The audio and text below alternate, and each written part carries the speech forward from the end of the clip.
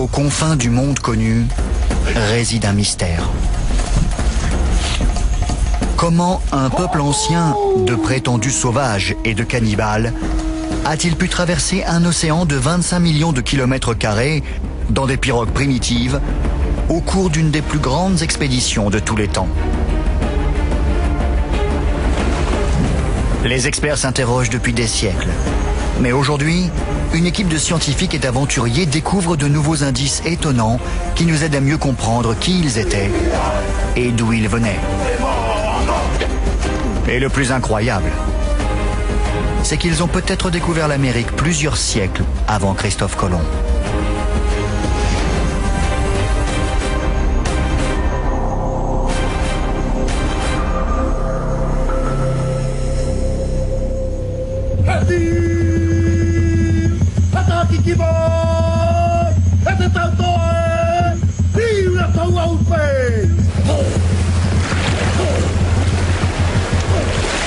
Peuple d'explorateurs, ils ont conquis le Pacifique bien avant les Européens.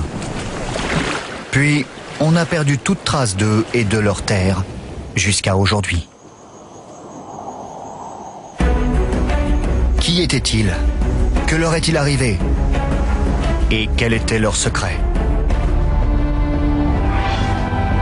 L'île de Pâques, un point minuscule perdu au milieu du Pacifique, à des milliers de kilomètres de tout. Cette île célèbre, appelée Rapa Nui en pasquan, abrite de mystérieuses statues. Mais le plus grand mystère reste ses habitants eux-mêmes. Comment sont-ils arrivés là? Deux jeunes chercheurs ont décidé de répondre à cette question. Nous essayons de répondre à la controverse concernant les origines des habitants de l'île de Pâques. Qui furent les premiers à coloniser cette île? Et comment ont-ils localisé cet endroit perdu au milieu de nulle part, il y a de cela plus de 1000 ans? Grâce aux analyses ADN, nous espérons résoudre certains mystères qui entourent cette île.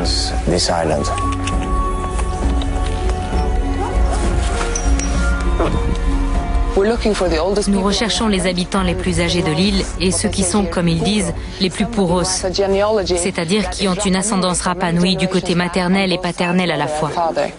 En analysant l'ADN des anciens, les chercheurs espèrent en découvrir plus sur leurs origines. Votre sang est très vigoureux.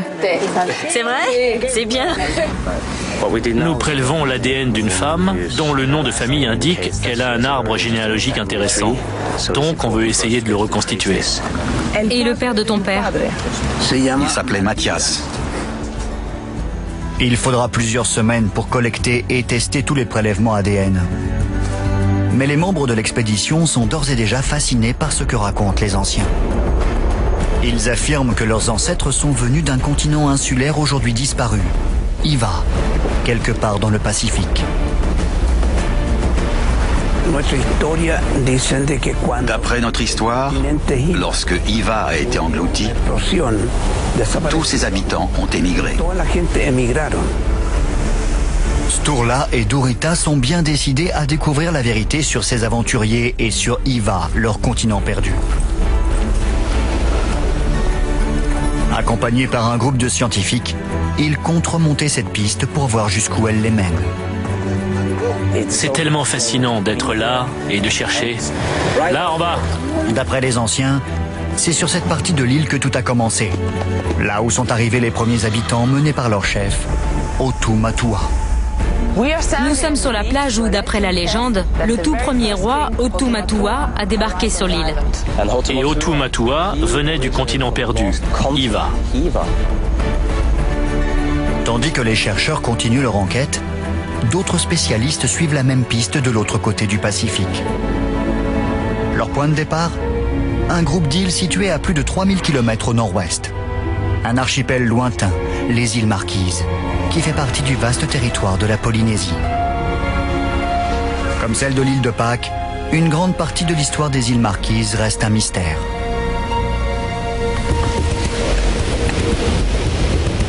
On commence dans ce coin, on réduit à 50 et ensuite on ratisse. Barry Rolette travaille ici depuis 20 ans dans le but de retrouver les traces de ce continent ancestral perdu. On va continuer là. Qui était ce peuple ancien qui vivait ici? Aurait-il pu coloniser l'immense étendue du Pacifique? On creuse la couche supérieure pour atteindre la couche culturelle plus riche, qui contient tous les objets laissés par les gens qui ont vécu ici. Avec son équipe, il fouille un site côtier remarquable, l'un des plus anciens de Polynésie orientale, à la recherche d'indices datant de plus de 1000 ans. C'est un objet en fer. Des objets qui pourraient nous éclairer sur le passé chargé de mystères des Pasquans et des Polynésiens. Hey, Kyo, c'est quoi ça? Barry Rolette pense que le clan qui vivait ici a bel et bien colonisé le Pacifique. C'est très joli. Milieu ou fin du 19e. Et les objets comme cet ornement en os sont autant de pièces à conviction. Celui-là va au musée. Mais sa théorie va à l'encontre de ce que pensent les experts depuis des années. Les premiers écrits des explorateurs européens du XVIIIe siècle parlent d'îles à la végétation luxuriante, mais qui présentent un côté obscur. Une terre de cannibales tatoués. Des sauvages arborant les crânes de leurs ennemis comme autant de trophées. Les Marquises sont alors considérées comme l'un des endroits les plus sauvages de la planète, et ses habitants comme des barbares, ni plus ni moins.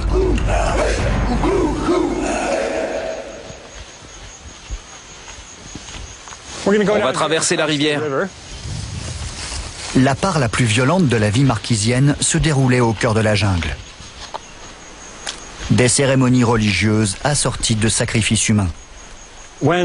Lorsqu'un prêtre réclamait un sacrifice humain, le clan partait dans une vallée voisine et s'emparait d'un pauvre innocent.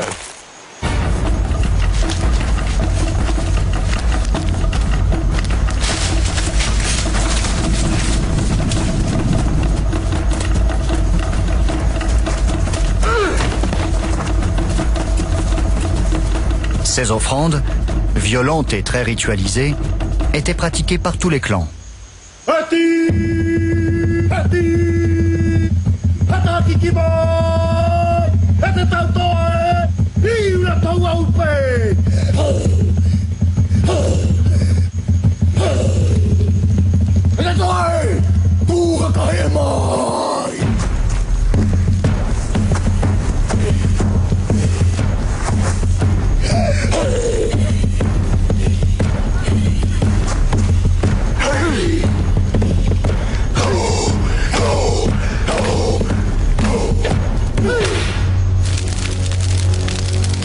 Les chefs et les prêtres mangeaient la chair de la victime.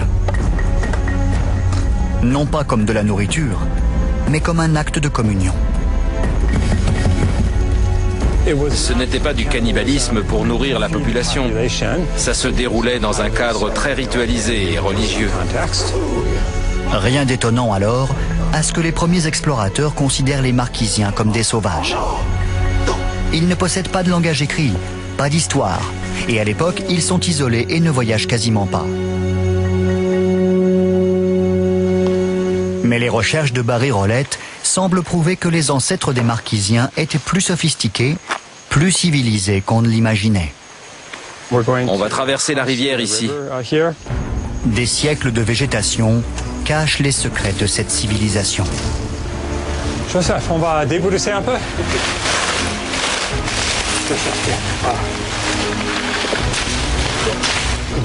La vallée de Vaitahu était l'une des plus peuplées dans le passé. Tout laisse à penser qu'il s'agissait d'une société sophistiquée dont la hiérarchie complexe était dominée par les prêtres et les chefs de clan.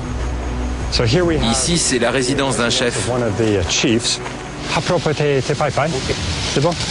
Voici le mur de soutènement de la plateforme du chef.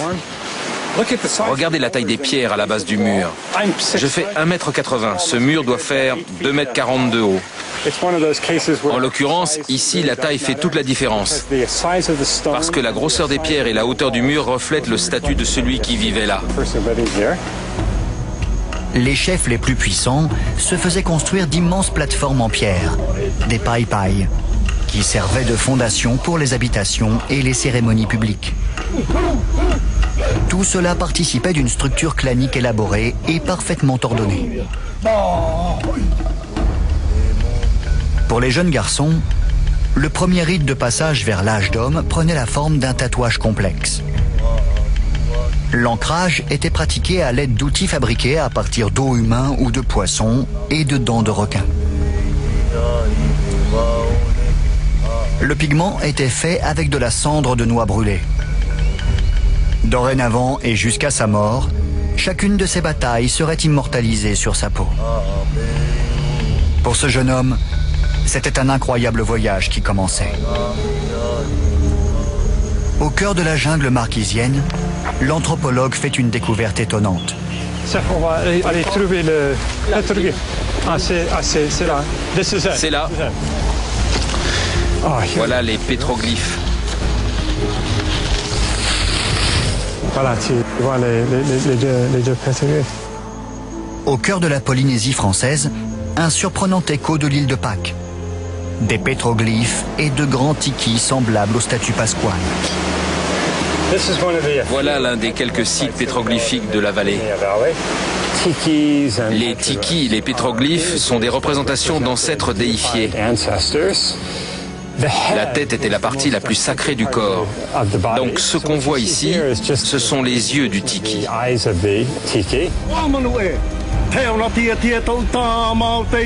Ces pétroglyphes sont vraiment intéressants, car ils ressemblent beaucoup à ceux qu'on trouve sur l'île de Pâques.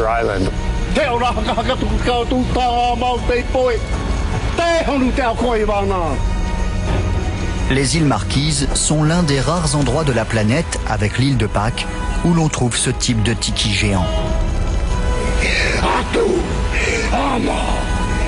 C'est un parallèle troublant, le premier signe d'une colonisation polynésienne. Mais la chasse aux indices ne fait que commencer. Sur un archipel isolé du Pacifique, Barry Rolette et son équipe essayent de rassembler les preuves d'une théorie controversée. On va réduire les carrés à 75. Pendant des siècles, les historiens ont estimé que les anciens Polynésiens étaient bien trop primitifs pour naviguer dans le Pacifique et coloniser d'autres îles.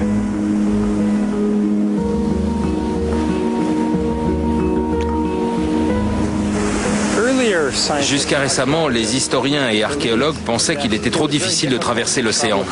Et que donc, une fois que les Polynésiens ont atteint des îles comme les Marquises, ils se sont retrouvés isolés et ont cessé de voyager. Les Polynésiens étaient considérés comme des colons accidentels arrivés par hasard, poussés par le vent et échoués sur leurs îles.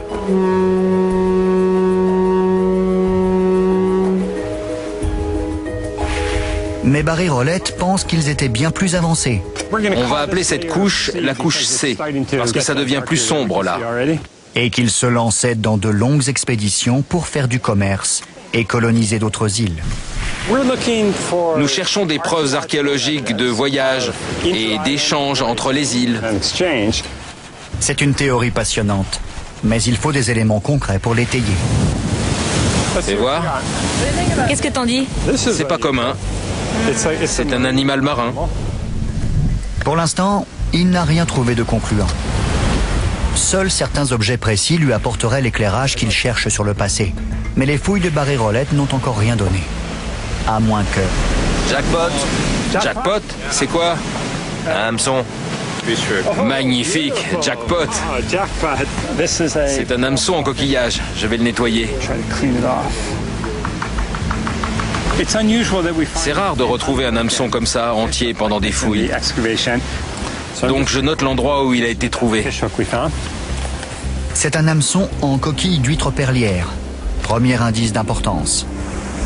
C'est d'autant plus rare qu'on trouve ces huîtres plutôt dans des lagons et qu'il n'y a pas de lagon aux Marquises. Cet hameçon provient donc d'autre part. Mais d'où? L'île la plus proche dont les lagons abritent ce type d'huître perlière se trouve à plus de 1000 km, dans l'archipel des Tuamotu. Comment ce coquillage a-t-il pu arriver jusqu'ici d'aussi loin? Nous pensons que les morceaux de coquilles d'huître perlière que nous avons retrouvés ici venaient des Tuamotu et ont fait l'objet d'échanges commerciaux entre les archipels.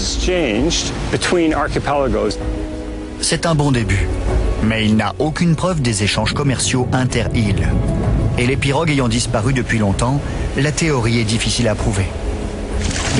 Comme les archéologues n'ont retrouvé aucune trace des grandes pirogues en bois dont se servaient les Polynésiens, nous sommes obligés de chercher d'autres preuves des échanges et des voyages inter-îles. Les fouilles se poursuivent et Barry Rolette touche enfin au but grâce à une autre trouvaille. C'est un type de hachette ancienne servant à tailler le bois appelé herminette, l'outil le plus important dans l'ancienne Polynésie. On s'intéresse tout particulièrement aux herminettes en pierre. Celle-ci est incroyable. L'herminette était l'outil de base des Polynésiens pour travailler le bois. Il est rare d'en trouver d'aussi grosses, elle pèse au moins 5 kilos. Barry Rolette fait une découverte inattendue concernant ces herminettes. Nous avons découvert que dans les couches les plus profondes du site, plus de la moitié des herminettes sont taillées dans de la pierre qui a été apportée sur Tauata. La pierre utilisée pour tailler ces outils n'existe pas sur l'île. Tout comme l'hameçon, elle vient d'ailleurs. Et dans le cas présent, on pense connaître sa provenance. Si la théorie se vérifie, ce sera la preuve formelle de voyage au long cours. Barry Rolette s'est adjoint l'aide d'un vulcanologue, John Sinton. Notre objectif était de trouver la carrière d'où était extraite cette pierre. D'autres avant eux ont déjà essayé de localiser cette carrière, en vain. Ils décident de louer un hélico pour se rendre sur l'île d'Eiao. Isolée et déserte, Eiao se trouve à des centaines de kilomètres du site de Barry Rolette. Mais l'anthropologue pense que la pierre qu'ils y trouveront pourrait correspondre aux herminettes. Par un beau matin ensoleillé, l'hélicoptère les dépose sur l'île. On a sauté de l'hélico. Le pilote nous a dit qu'il reviendrait nous prendre 5 jours plus tard. Les deux scientifiques s'enfoncent sans plus attendre dans l'épaisse végétation de l'île. Ils ont des vivres et de l'eau pour 5 jours seulement. Eiao a la réputation d'une île qui porte malheur, hantée par les esprits des peuples anciens. Après 4 jours de recherche, ils n'ont rien trouvé et sont épuisés. On a cherché, on a escaladé les crêtes, traversé des plateaux à la recherche de cette carrière, sans eau potable, sans eau pour se laver. On était absolument crasseux et on sentait terriblement mauvais.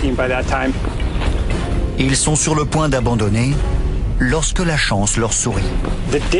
La veille du jour où l'hélico devait revenir, on a traversé un petit ravin et nous avons découvert l'atelier de taille des herminettes. Ils ont peut-être trouvé ce qu'ils cherchaient, la pierre dans laquelle ont été taillées les herminettes. Quand on a commencé à fouiller parmi les éclats de pierre, on a compris qu'il y avait là le résultat de centaines d'années de débitage destinées à la fabrication des herminettes. Les fragments de pierre semblent correspondre, mais il faut le prouver de manière scientifique. Ils en rapportent des morceaux au labo pour vérifier leur théorie. Cette pierre vient de l'île d'Eiao, dans les Marquises. C'est ce que les archéologues appellent le noyau, c'est-à-dire la source principale dans laquelle étaient taillées les herminettes. John Sinton compare la pierre rapportée d'Eiao avec les herminettes de Barry Rolette. Il doit faire entrer la pierre en fusion afin d'analyser sa composition chimique. La composition chimique est l'équivalent de l'empreinte digitale du fragment. Et si on retrouve des outils ailleurs dans le monde qui ont exactement la même composition, ça veut dire que la pierre provient d'Eiao. La pierre en fusion est compressée pour obtenir des disques de verre qui permettent à John Sinton d'en analyser les composants. Les résultats sont saisissants. La pierre provenant de la carrière est identique à celle des outils retrouvés sur l'île. Elles correspondent parfaitement. C'est un lien tangible entre ces deux îles éloignées. Nous avons retrouvé la carrière. Ils avaient installé un atelier de taille d'herminettes sur Eiao et ils les exportaient vers Tahiti, les Tuamotu et Mangareva. Ces herminettes, en provenance d'Eiao et que l'on retrouve des îles Marquises à Tahiti, prouvent l'existence d'une route commerciale régulière couvrant des centaines de milliers de kilomètres, bien plus étendue que ce qu'on imaginait. Cette découverte par Barry Rolette et son équipe bouleverse les études sur la Polynésie ancienne. Ça a été une révélation, parce que ça prouvait qu'il y avait une sphère d'échange qui reliait les îles Marquises aux autres archipels du centre de la Polynésie orientale.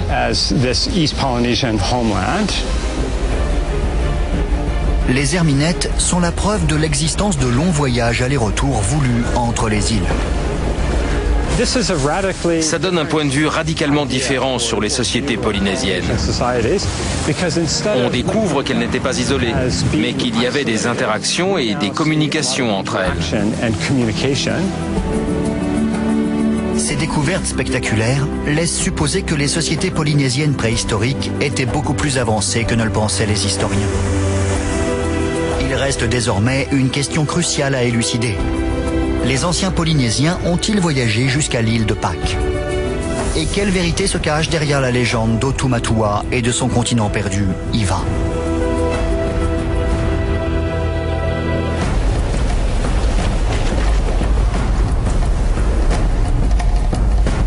Les anciens de l'île de Pâques sont formels.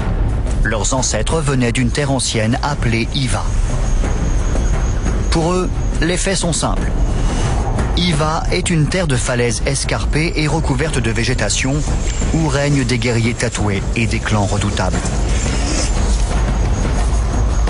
Un conflit éclate et les clans rivaux se déclarent la guerre.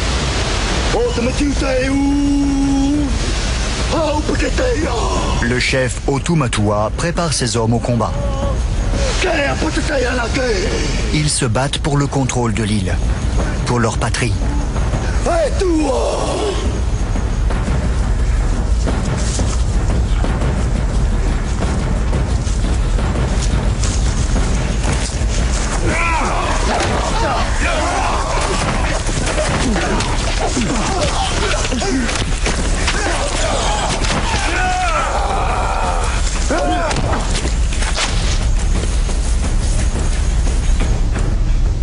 Otumatua et ses hommes perdent une bataille décisive. Vaincus, ils doivent fuir.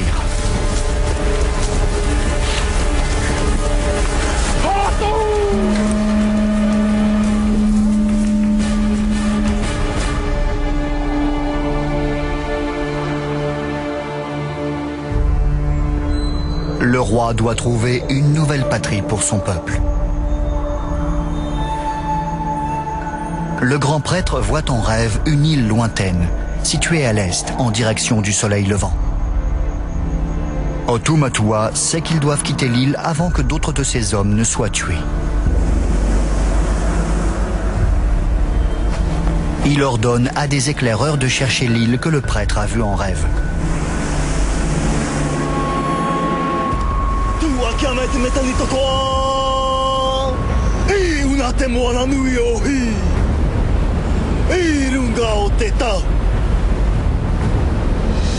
Voilà l'histoire, telle que la racontent les Pasquans.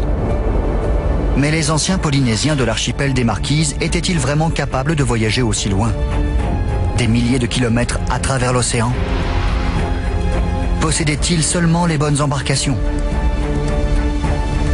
C'est la question cruciale à laquelle le restaurateur de bateaux Bono Louis tente de répondre. On a conçu cette pirogue-là, on a fait des recherches. C'est une pirogue de guerre. En l'absence de documents écrits sur l'histoire maritime, Bono Louis est obligé de s'appuyer sur le savoir transmis oralement à travers les siècles afin de reconstruire une pirogue traditionnelle. Et le modèle, d'après l'histoire, on dit le shape a été pris sur le coco. Parce qu'elle a un modèle demi-arrondi en dessous et elle a la forme plate. La pirogue est sculptée dans le bois d'un arbre spécial que l'on trouve sur l'île. Idéal pour les voyages au long cours. D'après l'histoire, les anciens, ils prennent plutôt le bois c'est un bois qui est léger et résistant à la mer. Bono Louis a grandi ici, à plus de 3000 km de l'île de Pâques. Mais étrangement, il a été bercé par les mêmes légendes que les Pasquans. Des légendes sur une tribu vaincue qui se lance dans un grand voyage sans retour. D'après l'histoire, avant ici, c'est un clan qui est obligé de partir parce qu'il y a la mort derrière. Il n'y a pas d'autre possibilité de s'enfuir avec une pirogue pour partir. Et ça leur donne du courage pour découvrir les îles. Les autres îles, on peut habiter. Ils chargent les pirogues pour le grand départ. Et ils emportent avec eux une pierre sacrée d'Iva vers leur nouvelle patrie. C'est ainsi que commence le périple d'Otumatua et de ses hommes. Un voyage qui va leur faire traverser des milliers de kilomètres d'océan. Ils vont affronter des tempêtes, une mer démontée et un soleil implacable pour s'aventurer vers l'inconnu.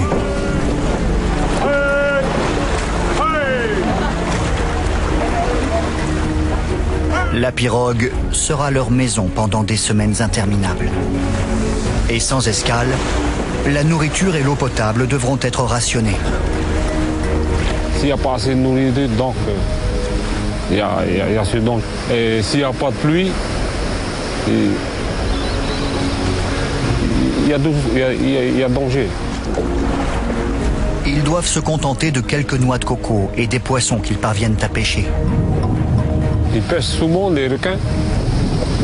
Comme c'est un poisson qui est très dangereux. Le danger est omniprésent, mais aussi l'espoir d'une terre lointaine à l'horizon. Voilà la légende des Pasquans.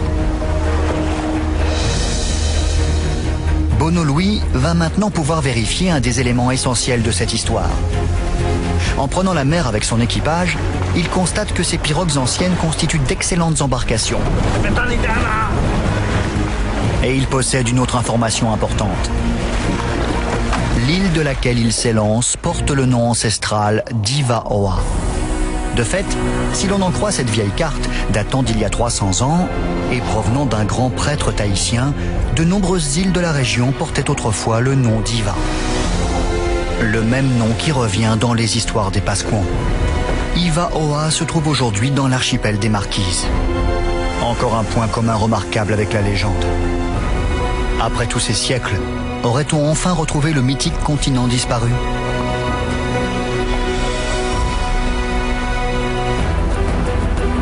On sait que les anciens Polynésiens naviguaient sur les mers du Sud. Mais une question divise les spécialistes depuis des siècles. Auraient-ils pu se lancer dans des traversées au long cours, comme l'incroyable périple vers l'île de Pâques ?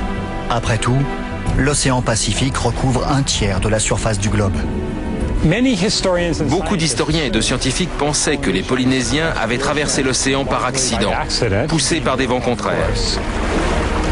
Pendant longtemps, on a considéré les anciens Polynésiens comme un peuple beaucoup trop primitif pour entreprendre une traversée vers des contrées lointaines. Pourtant, un objet précis semble prouver le contraire. Un genre de carte marine appelé stick chart, faite de tiges de fronde de cocotiers liées ensemble pour représenter les courants océaniques. Des petits coquillages fixés au cadre marquent l'emplacement des îles. Cette carte représente toutes les îles visitées. Un élément de plus pour étayer la thèse de Barry Rolette qui pense que les anciens Polynésiens ont entrepris de naviguer dans le Pacifique avec pour objectif de coloniser les îles qui s'y trouveraient. Notre nouvelle théorie, c'est que la découverte et la colonisation de la Polynésie se sont faites de manière systématique et intentionnelle, et pas du tout accidentelle. Jusqu'à récemment, les historiens pensaient que les traversées au long cours sur le Pacifique auraient été impossibles, pour deux raisons principales. D'abord, le vent. Un voyage vers l'île de Pâques les aurait emmenés en direction du soleil levant, d'ouest en est. Or, dans le Pacifique, les vents des tropiques soufflent dans la direction opposée, d'est en ouest, le long de l'équateur. Ce sont les alizés. Et nombreux sont ceux qui pensaient que les alizés rendaient un voyage vers l'est impossible. Mais Barry Rolette a remarqué quelque chose concernant les îles. À certaines périodes de l'année, les vents tournent. Aujourd'hui, c'est un jour inhabituel. En général, le vent souffle des montagnes et aujourd'hui, le vent vient de la mer, de l'ouest. Dans le passé, la plupart des historiens se sont référés au vent dominant, sans tenir compte des changements saisonniers. Ces vents changeants sont les vents d'ouest. Les navigateurs de l'Antiquité les connaissaient déjà. Les vents d'ouest avaient des saisons et les Polynésiens les attendaient pour se rendre à un endroit qu'ils auraient eu du mal à atteindre autrement. Voilà qui pourrait permettre à une pirogue, comme celle d'Otumatua, de naviguer vers l'est, poussée par le vent. Mais il reste un deuxième obstacle majeur, la navigation. Comment repérer une île dans un océan immense, sans compas ni autre instrument? C'est la question à laquelle Nainoa Thompson et la Polynesian Voyaging Society tentent de répondre. Je suis persuadé que la navigation fait partie intégrante de notre identité en tant que peuple. Elle arrive. Ils veulent prouver que leurs ancêtres étaient capables de faire de longues traversées aller-retour sur l'océan Pacifique. Sortez la grande voile. Et qu'ils étaient suffisamment bons navigateurs pour le faire. On vire. Allez. Nainoa Thompson est maître navigateur. Il faut diriger la pirogue par là. Il a été formé auprès de l'une des rares personnes sur Terre à connaître les secrets des anciens pour se diriger d'après les étoiles. Le navigateur micronésien Mao Pielung a appris cet art qui se transmet par tradition orale, de génération en génération depuis plus de 3000 ans. Il l'a enseigné à Nainoa Thompson. Tout ce que nous faisons aujourd'hui sur cette pirogue m'a été enseigné par Mao. Comment faisaient les anciens pour se diriger sur l'immense océan Pacifique? Et dans une culture où l'écriture était quasi inexistante, comment se transmettaient les plans et les itinéraires? Pour Nainoa Thompson, la réponse est simple. Ils utilisaient les techniques de navigation céleste que le maître Mao Pielung a perpétuées jusqu'à sa mort à l'été 2010. Maintenant que Mao est mort, il ne peut plus revenir ici. Après la mort de maître Mao, Nainoa Thompson est désormais l'un des derniers navigateurs au monde à pouvoir transmettre ce savoir. Quand on vient ici pour étudier la navigation, il ne s'agit pas d'un simple exercice intellectuel académique. On fixe le cap.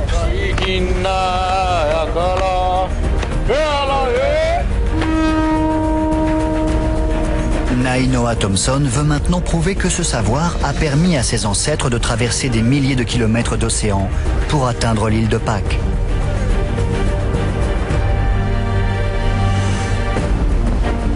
Au milieu du Pacifique, les membres de la Polynesian Voyaging Society tentent de démontrer que leurs ancêtres étaient capables de naviguer et se repérer sur de grandes étendues d'eau bien avant l'invention du compas. Hissez les voiles. Thompson veut prouver que même un équipage de jeunes explorateurs est capable de naviguer sans aucun instrument de navigation en utilisant les techniques ancestrales.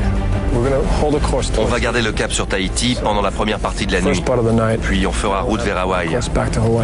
Donc pour ces étudiants, ce sera comme si on allait à Tahiti, puis qu'on rentrait ensuite à la maison en faisant demi-tour. Leurs instruments sont disponibles la nuit. Comme ses ancêtres, Nainoa a mémorisé une carte détaillée des étoiles. Mais peut-il utiliser ce savoir ancestral pour se diriger sur cet immense océan? Le compas des étoiles, autant que l'on sache, est vieux de 3000 ans. Il n'est pas magnétique, on ne le trouve pas dans une petite boîte. On le trouve dans le ciel, dans la nature, et il est défini par les étoiles qui se lèvent chaque nuit et se couchent chaque matin sur l'océan. La nuit est un moment intéressant. Ça peut être le meilleur moment comme le pire. Une nuit comme aujourd'hui, où on voit aussi bien les étoiles, nous donne des centaines de points de repère pour garder une route très précise. La position des étoiles au lever et au coucher permet de se diriger. Quelle direction? Sud-est, ouest. La voûte étoilée est comme un dôme qui abrite la Terre en son centre. Ce dôme tourne sur son axe autour de la planète bleue. La pirogue est au centre du dôme, immobile. La planète et les étoiles tournent autour d'elle. Une perspective qui aurait de quoi inspirer les inventeurs de nos GPS modernes. On apprend le nom de 220 étoiles, donc 220 points de lever à l'est et 220 points de coucher à l'ouest. Mais au beau milieu de la nuit, Nainoa est inquiet. Ils ont dévié de leur route. Ils le voient à un signe qui ne trompe pas. Si vous regardez Kamakaonui au Maui, les 3 étoiles de la tête forment normalement une ligne droite verticale vers le sud. Kamakaonui au Maui est le nom polynésien de la constellation du Scorpion. Pendant des milliers d'années, les anciens navigateurs se sont repérés à cette constellation pour se diriger vers le sud. Ils doivent redresser le cap. Lorsque les 3 étoiles de la tête du Scorpion sont à la verticale, elles vous indiquent la direction de Tahiti. Donc, il faut aller plus à l'est. Ouvrez la voile arrière.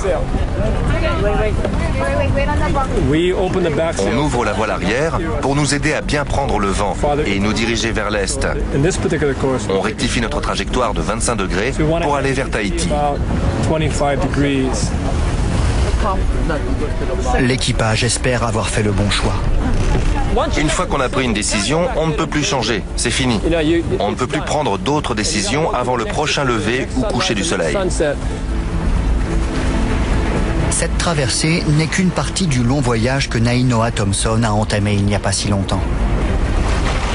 En utilisant les techniques d'orientation ancestrale, il a voulu voir s'il pouvait aller des Marquises jusqu'à l'île de Pâques en pirogue. Et ce, sans l'aide d'aucun instrument de navigation moderne. Thompson et son équipage ont réussi à s'orienter et à boucler le périple en un peu plus de 6 semaines.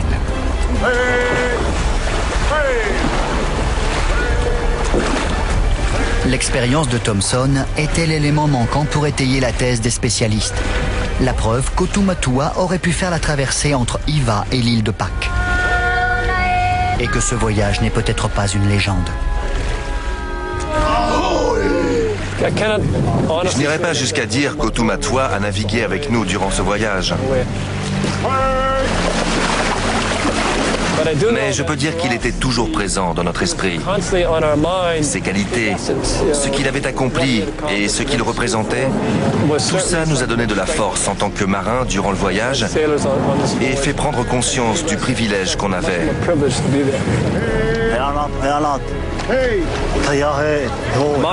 Mes ancêtres ont exploré l'océan, parcouru des distances bien plus grandes que beaucoup d'autres cultures. On se rend compte aujourd'hui à quel point ils étaient intelligents, forts, courageux et ingénieux. Et pouvoir être fiers de nos ancêtres nous rend fiers de ce que nous sommes aujourd'hui. La découverte de l'île de Pâques par les anciens Polynésiens représente l'un des plus grands exploits de l'histoire de l'exploration humaine. Et certains spécialistes vont même jusqu'à penser que ce n'était peut-être qu'un début. Serait-il possible que les Polynésiens aient atteint l'Amérique plusieurs siècles avant Christophe Colomb? Dans la quête pour retracer les expéditions des anciens Polynésiens, les pièces du puzzle commencent enfin à se mettre en place. Ces explorateurs possédaient bien les outils et le savoir nécessaires pour coloniser le Pacifique. Mais y a-t-il des preuves qu'ils soient allés jusqu'à l'île de Pâques et au-delà? La seule preuve valable se trouve dans le sang des Pasquans eux-mêmes. Sur l'île de Pâques, les résultats des tests ADN vont bientôt arriver. La dernière pièce du puzzle. On a récolté 21 prélèvements sanguins sur l'île de Pâques auprès des personnes âgées et on a hâte de voir les résultats. Ils cherchent à découvrir d'où sont originaires les Pasquans et jusqu'où leurs ancêtres ont voyagé. Les recherches sont effectuées dans un laboratoire en Norvège. Contrairement à ce que beaucoup d'historiens et de scientifiques ont écrit sur les Pasquans, ces derniers affirment que leurs ancêtres venaient d'une patrie ancestrale appelée Iva. C'est ce que nos recherches ADN tentent d'établir. À la lecture des résultats, Sturla est fou de joie. Nos études confirment que leurs ancêtres venaient bien du centre de la Polynésie orientale. C'est la preuve qu'ils cherchaient. Les ancêtres des Pasquans venaient bien de Polynésie. Otumatua, ou l'un de ses compatriotes, a bien fait ce long voyage. C'est ce que beaucoup d'experts soupçonnaient déjà, mais cela n'avait jamais été prouvé.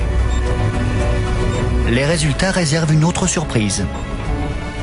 Parmi les prélèvements, 2 se sont révélés très intéressants et étonnants. Les ADN de ces 2 personnes montrent des similitudes génétiques avec la population sud-américaine. Ce qui indiquerait des voyages encore plus lointains. Les résultats suggèrent que les Polynésiens sont allés jusqu'en Amérique du Sud plusieurs siècles avant Christophe Colomb. C'est une théorie révolutionnaire. Les Polynésiens auraient découvert le Nouveau Monde bien avant Christophe Colomb. Mais la science peut-elle le prouver? Aux Marquises, Barré-Rolette s'intéresse à un autre élément de preuve surprenant. La patate douce. La patate douce nous aide à mieux appréhender l'étendue des voyages des Polynésiens. Aujourd'hui, on en trouve dans toute la Polynésie, mais elle n'en est pas originaire. C'est une plante originaire d'Amérique du Sud. Elle a donc été introduite en Polynésie. Comment est-elle arrivée là? Contrairement à la noix de coco, qui peut flotter sur l'eau, survivre plusieurs mois en mer, puis donner un cocotier si elle s'échoue sur une île déserte, la patate douce coulerait si elle tombait dans la mer. Donc, pour qu'elle soit venue d'Amérique du Sud jusqu'en Polynésie, c'est que quelqu'un l'y a apportée. On a retrouvé des restes carbonisés de patates douces en Polynésie qui dataient de 1000 ans avant Jésus-Christ. Les scientifiques pensaient jusqu'à récemment que c'était probablement les Sud-Américains qui avaient introduit la patate douce en Polynésie. Mais les découvertes de Barré-Rolette et les expéditions de la Polynesian Voyaging Society ont permis de révéler que les Polynésiens possédaient les instruments, les connaissances et les techniques nécessaires pour effectuer des voyages au long cours. Voilà qui remet tout en question. Aujourd'hui, nous pensons que ce sont les Polynésiens qui sont allés jusqu'en Amérique du Sud et en ont rapporté la patate douce. Les Polynésiens avaient des contacts et faisaient du commerce avec les îles des mers du Sud jusqu'en Amérique du Sud. Ils étaient les grands explorateurs de leur époque.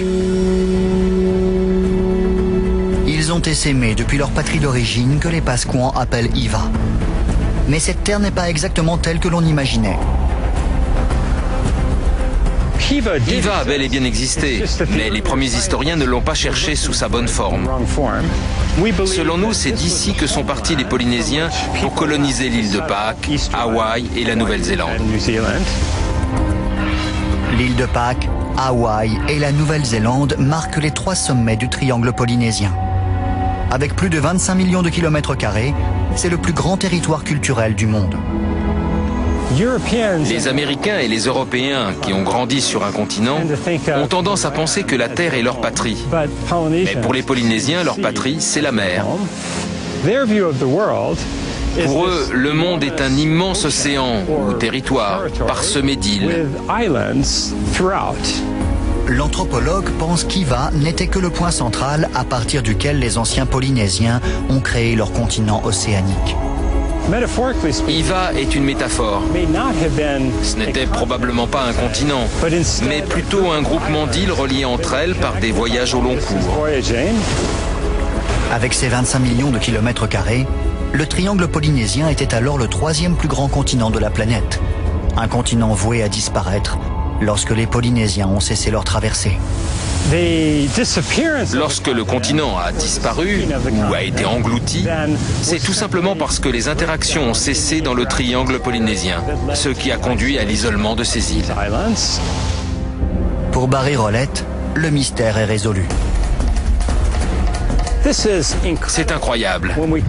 Quand on pense que les Polynésiens traversaient l'océan Pacifique, le plus grand océan de la planète, des siècles avant Christophe Colomb. Ainsi, ce que racontent les Pasquans est vrai. Leurs ancêtres étaient certainement les plus grands navigateurs de leur temps et ont accompli les voyages les plus extraordinaires, traversant les vastes étendues de leur continent océanique pour coloniser une grande partie du Pacifique. La Polynésie est un monde océan, une terre océan. Cet océan n'est pas ce qui nous sépare sur la planète, mais ce qui nous relie. L'océan était l'autoroute de nos ancêtres.